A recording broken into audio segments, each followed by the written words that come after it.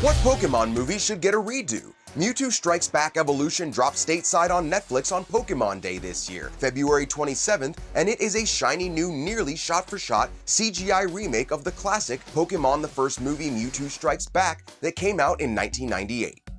You may or may not like the remake treatment, but either way, Netflix does appear to have taken an interest in the Pokémon franchise, which makes us wonder if maybe more are on the way. And with over 20 movies made since 1998, they've got plenty of options to choose from, and these are the ones that we'd like to see. I'm Greg Elliott with Screen Rant, and here are the Pokémon movies that we think Netflix should remake next.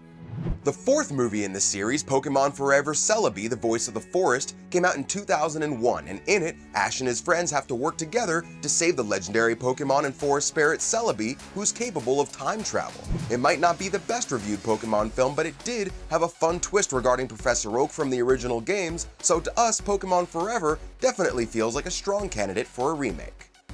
2005's Pokémon Lucario and the Mystery of Mew told the story of, well, Lucario, an ancient Pokémon who was frozen in time for centuries after being trapped in a magic staff, who after being released, joins forces with Ash and Mew to, of course, save the world.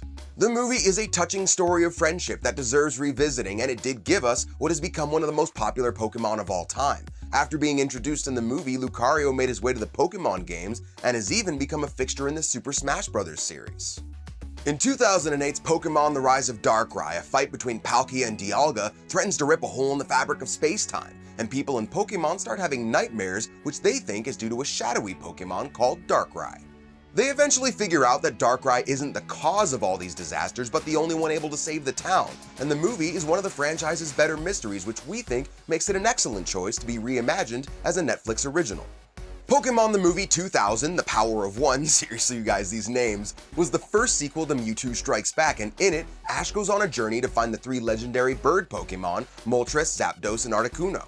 Now, the movie does have a disappointing 19% rating on Rotten Tomatoes, but it still sits well with longtime fans of the franchise. The animation was a big point of criticism when it came out, so maybe a shiny new CGI remake could maintain some of the scope and excitement of the original, while at the same time fixing some of its problems.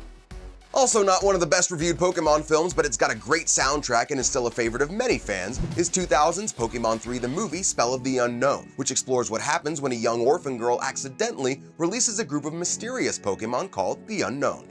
The film also introduced Entei, a Fire-type Pokémon whose visually unique design would lend itself well to a CGI remake. The illusions, action sequences, and all the other threats summoned by the Unknown all looked really good in the movie's animated art style, but we think could look even more impressive in a style similar to the CGI animation of Netflix's Mewtwo Strikes Back.